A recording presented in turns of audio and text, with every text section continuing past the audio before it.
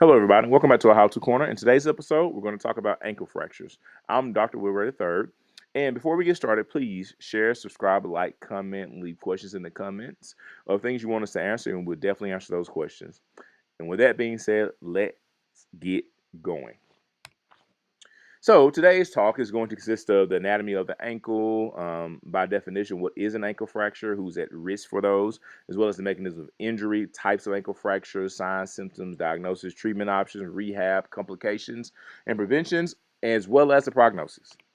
Let's get started with the anatomy. So the anatomy of an ankle is pretty straightforward. We're not going to get too deep into the weeds, but just know this: a tibia, fibula, as well as your calcaneus and your talus contribute to the ankle joint. There's certain ligaments, your deltoid ligaments, as well as your lateral ligament complex, anterior talofibular ligaments, and so on and so forth.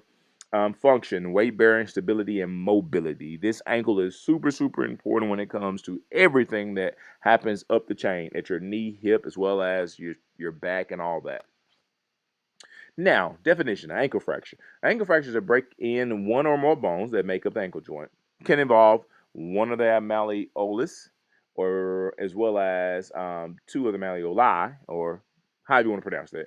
Or it could be a tib foot fracture, which does not directly affect the ankle as far as all of the bones in the ankle, but it can be an actual precursor as far as how can I say this?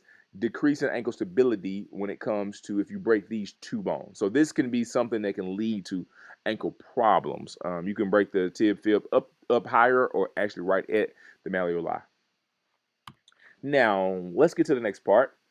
Who's at risk? Most commonly athletes. Um, all sports, all kinds, things can happen in many different ways. Older adults, motor vehicle accidents, people who are in those. You have a higher incidence of these fractures in sports with jumping, cutting, and contact, obviously. Mechanism of injury, though, is twisting and rolling of the ankle. Doesn't have to be anything super traumatic. Could be something that is just simple as that. You can also have high impact trauma, car accidents, or somebody diving into your leg, and or a sudden change of direction or falls from a height. Right. Now, types of ankle fractures: unimalleolar fractures, bimalleolar fractures, tib fib fractures, open versus closed fractures, stable versus unstable. Those are a lot of different types. In short, if you break your ankle, they're going to decide on if surgery is needed, if you have a stable closed fracture or an unstable open fracture. Got it? Next part. Now, signs and symptoms. You have pain, tenderness, swelling, bruising, deformity, inability to bear weight, limited range of motion. Those things can actually let you know that your ankle is fractured, right? And sometimes that can lead to just having an ankle sprain. But for the most part, if you have a lot of bruising, if you have some deformity there, those are two things that you can really take and say, hey, I may have fractured my ankle. How do you diagnose it? They use imaging as well as physical examination. With imaging, X-ray, that's the primary deal. It's the quickest thing that can be done. Checking the bones, if there are any fractures in the ankle. Sometimes the fractures cannot be seen in the ankle if you've fractured initially because of the swelling, as well as sometimes fractures in the ankles are not just as clear.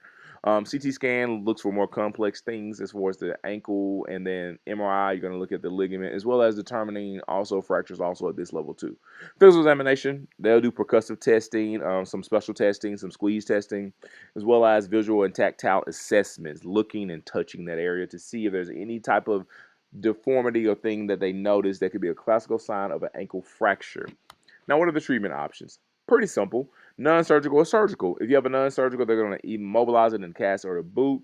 They're going to want you to rest it, elevate it. They're going to do some actual therapy, physical therapy, as well as trying to make sure that the pain does not limit your recovery because you don't want to move it and because it's sore. But they're going to do different things. All right. Usually it's about a 4 to 6 week period. Then they reassess. Now, surgically, they're going to do open reduction, internal fixation, and they're going to put plate, screw, rods, different things depending on the type of fracture. If you have a pretty clean break, probably get some plate and screws. If you have an actual spiral fracture, there's going to be a lot going on there. So a rod placement is probably something they're going to consider.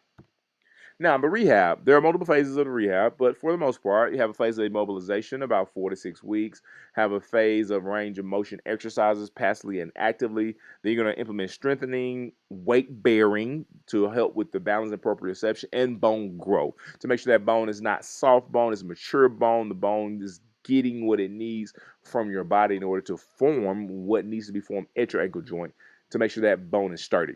Physical therapy goals, we're going to restore the mobility, prevent the stiffness, return you to function. And then we're going to talk about your nutrition alignment, meaning what are you eating, what are you putting in your body, as well as what you need to add in case you're not healing as quick as you need to heal, or you're noticing there's some difference from the initial injury to now.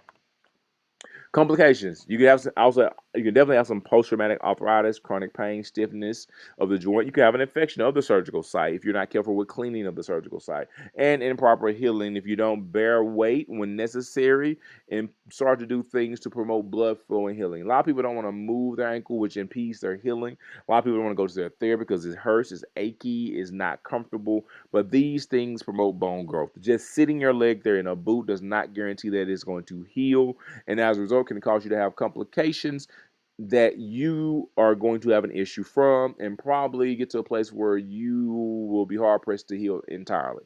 Now, preventions. How do you prevent these complications from occurring? Make sure you're doing what you need to do from a rehab standpoint, proper footwear, doing all the strengthening and balance training you need to do. You're taping, you're bracing if you're an athlete to prevent re-injury of said leg. Once the bone heals, you're pretty safe, but you probably want to do things to make sure your ankle is not exposed to that type of mechanism of injury, twisting, or rotation of any kind.